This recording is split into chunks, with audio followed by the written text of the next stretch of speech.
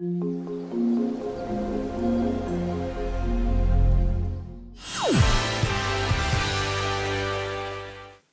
everybody, so it's time for my turn for the video today. So first I just start off with how our morning went. Charlie normally typically gets up about 6 o'clock, 6:30. Apart from today, because I'm up at the crack of dawn, he decided he was going to join me at 5 o'clock. Bouncing full of energy, saw me peep over his gate and that was it, wanted to be out. So that was quite fun. Usually Charlie, like I said, sleeps in.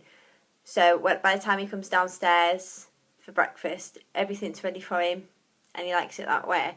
So I thought I might have a bit of an issue with him having to wait for me to make his porridge, because Charlie won't eat anything else at breakfast. It has to just be porridge. That's just it. No questions at all. But Charlie was really nice and calm. Had a little snack while watching some pirate shows, and then he did keep coming into the kitchen to check up on me to make sure I was doing it quick enough for him. So I have to hide his porridge at the back of the counter so he can't see it, because if it's out of sight then he thinks it's not ready yet. And it gives it enough time to cool down. So Charlie's nice and calm with that, which was great. Had a nice big bubbly bath. But I'd put a lot of bubbles in and he couldn't see his sister over the bubbles, so he got a bit freaked out by that. so we had to move some out of the way for him so he could make sure his baby was still there. And then Charlie's had a good day at school. As you know, Wednesday is swimming lessons at school. And once again, he really enjoyed the pool. So I think it's safe to say now that Charlie's completely comfortable, in a nice deep pool. So that's brilliant that now we don't have to be worrying on a Wednesday thinking, oh, is he doing okay? Because he's doing superb. Like, he's doing an absolute brilliant job of it. At first, Charlie was really freaked out by the bath. Because obviously in the pool, it changes depth. So I think that he was expecting the same thing to happen to our bath at home, that it would be deeper than he was expecting it to be.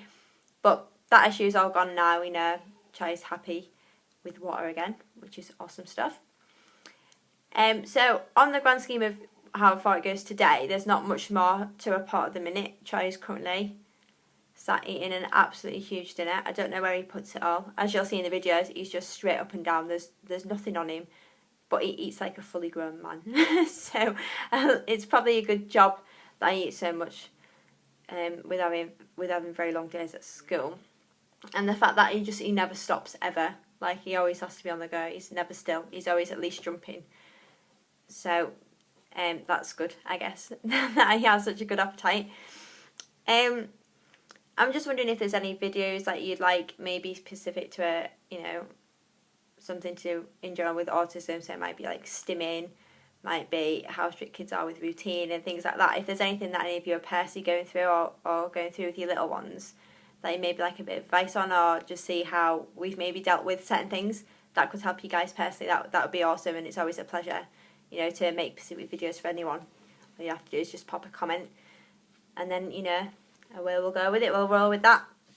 So the only things to report really are Charlie's got a new appointment through for his incontinence nurse, which is actually a really good thing.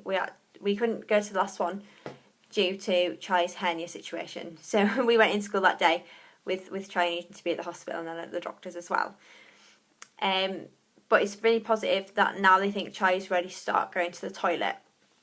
At school, Charlie has a communications card for the toilet, so that Charlie understands that if he's wet and he needs to be changed, that he takes his card to a member of staff who will then take him to the actual toilets and change Charlie stood up next to a toilet, so that Charlie's making that connection that this is where I actually go to the actual toilet.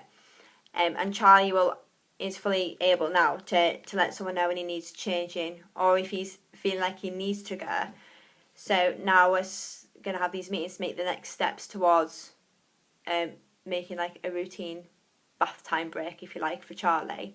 So that's really interesting. I'm sure Charlie will be very happy to be able to wear big boys underwear. I can't imagine being 5, it would feel quite nice still having to wear nappy. So that's a really big thing for Charlie. So it's a really big step that way, starting the ball rolling with this now. And because obviously he's so set in his school routine, it's going to be a lot easier toilet training Charlie with him now being there for full days, because he'll come home and know what's expected of him, that he'll need to tell us when he needs to go to the toilet. Rather than just us trying to do it and Charlie looking at us like, I ain't doing nothing for you. Because Charlie's still in that mindset, I can do what I want to do at home, but at school I know I have to do what they tell me. So it's just trying to change Charlie's mindset on that. So, but the school are brilliant, like they work really close with us and always giving us tips and stuff of what would be best to get Charlie to engage in certain activity, which so far is going quite well. So hopefully it'll be as good when it comes to toilet training. Also, we got a letter saying that his statement is now changing to like a care plan type format. So that should be interesting to see how that, makes anything different. Charlie's needs will still all be met. So, we don't have to worry about that. It just means that annual reviews will take a lot longer. So we'll just have to go with the flow with that one and see how that pans out. But apart from that, there's not much more to say for today. So as usual, there'll be some videos on the end of here of our cheeky chappy. So I hope you're all well, guys. Take care. Bye.